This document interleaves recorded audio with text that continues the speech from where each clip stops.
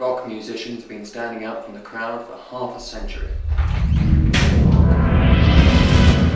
am the crowd. Hi, welcome back to the Pyre video blog. It's been a few months since the last blog entry, but we've had a couple of videos up since then sort of showing what we've been doing with sort of a microphone comparison and then like a half audition tape, half karaoke sing-along thing, generally all focused towards the alternate arrangement of Beyond Salvation, aiming to do, well, we started off calling it an unplugged disc, and it's true, I suppose this is technically unplugged. There are no electric instruments, but that's still probably not the best term for it. Alternate arrangement sounds a bit silly as well, so I don't know what we'll call it. We'll figure that out later. For now, let's call it an acoustic version and confuse people. Anyway, yeah, that's been the main thing of our focus. We, as planned, we put that video together sort of with a sing-along to make recording easy, and we sent it out to all the people we knew of that had potentially the right equipment to contribute to it. We've started having submissions, if you like, back from that, and we've taken to the layering them up in Cubase, yeah, to see how that's sounding. There aren't quite enough results there yet to say how convincing it's going to be of, you know, a big group singing in one location rather than a series of individual recordings layered up. So it's too early to tell on that front yet. I'm still hopeful it'll sound good, but we'll see. So yeah, please do, if you're interested, please do, you know, put those recordings together and send them in. We're really eager for as many people to be involved as possible. So we've put that video together, and then on the track side of things, we are working at arranging the orchestra for that. I'll talk about that a bit more later. And then we've been doing some other things in between. We talked about sort of doing a whole, probably half an album's worth of alternate arrangements, acoustics, whatever. But the main problem was that getting it right is, yeah, like recording an album over again. And given that it's been 3 months that we've been working on this one track, okay, it's not the shortest song, but this version of it isn't the longest either. But yeah, it doesn't look great for sort of recording lots of songs, does it? It's looking like that might take a while, but and so therefore maybe we'd be better spending the time doing on more Pyre type things with electric guitars and so on. We've been doing a few other things though since. We talked before about how the first guitarist has been sort of, through lockdown, stuck out of his workshop, so he's been a bit short of supplies. Well, that's now reopened, and so he's taken to, taking the pedals for the next step that he's been building. He's more recently been putting them in boxes, as in metal enclosures, so you can, you know, have them on the floor in front of you and stamp on them and that sort of thing. This is one he made. This is I think he said an inline booster, just, you know, if you've been sending a signal through a bunch of units and it's lowered the level, then you put this in there, you turn it up a bit and switch it on when you need it, and it'll bring it back up to the original level. The only problem is, of course, that it doesn't work. He's had some problems getting pedals to work when they're just circuits, but putting them in boxes seems to be an almost universal failure. It seems particularly sort of when you press then the switch, sometimes it'll work and sometimes it won't, and it would be wrong to blame the switch, but there is something there that he's just, putting them in boxes doesn't seem to be working. So he's going to keep working on that, or find an alternate route, or something. Speaking of not yet in boxes, this is the latest plan. As you can see, this is built on a breadboard, and this is supposed to be a lo-fi delay pedal. So yeah, I guess if you can get that working fully, then we'll get PCBs made up and see how that comes out. He's been looking at alternate chips for longer delay times and that sort of thing, so we'll see how that ends up. I've been... where to start?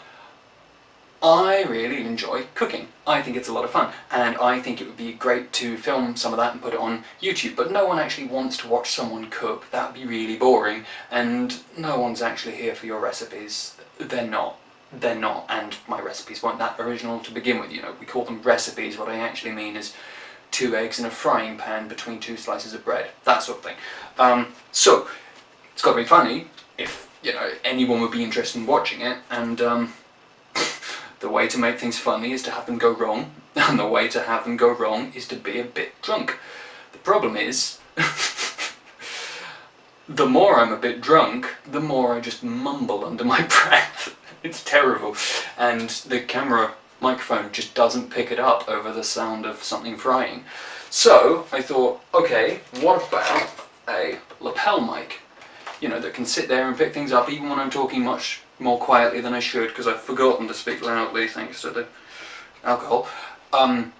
So, you know, like broadcasters wear to make a nice crisp sound, all that sort of thing. Wouldn't that be great? Well, it would, but I haven't even been able to try this yet, because the next thing this is, it needs an adapter. You know, most microphones run at 48 volts, which is called phantom power, and that's a universal standard that all microphones that require any power need 48 volts, and all PA systems and stuff can supply this. It's normal, it's fine.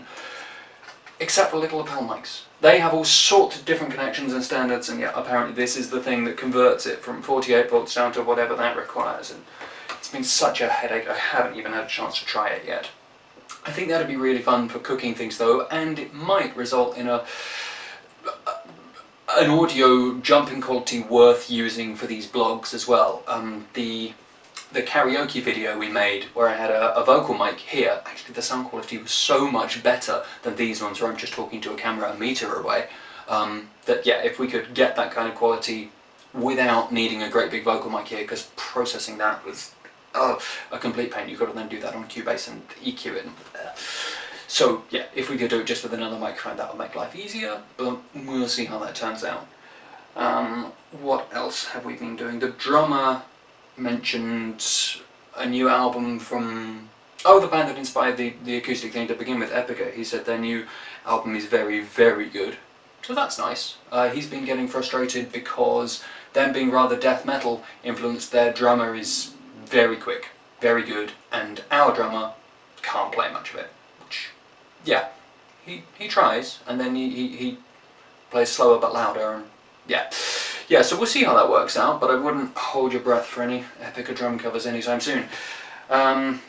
So that's I think most of what we've been up to, sort of aiming at these all things related to this new unplugged track, and we'll see how it comes out. So I suppose now is probably a good time to talk about how do you record a full symphony orchestra when you don't have an orchestra at all.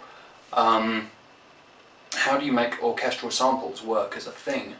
Because, you know, lots of people have got access to proto-orchestras now, if you like, with sort of varying degrees of sound quality. You know, every keyboard can do a trumpet sound, a violin sound, that sort of thing. How do you get the sound of an actual orchestra? By spending a lot of money. A lot of money.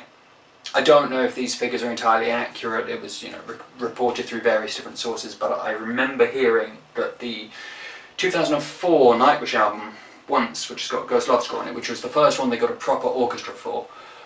Oh no, actually maybe it was Dark Passion Play. I don't remember. Anyway, one of those two early 2000s albums, the budget was €100,000. And 2/3 of that went on recording the orchestra, which they did in a few days, because obviously that's a lot of people to pay for that much, you know, even for that shorter period. Yeah, that money disappears quickly, and it needs to be recorded with a big world-class studio, all that sort of thing, professionally mixed, etc. It's a huge undertaking to record a real symphony orchestra, and yeah, you are talking, let's say €10,000 a day, that sort of thing, which is not feasible for us, would you believe it? Here in my 15-year-old t-shirt, yeah, who would have thought we couldn't afford to spend that much on an orchestra? But what we have scrimped and saved to buy over time is the next best thing, which is a virtual orchestra.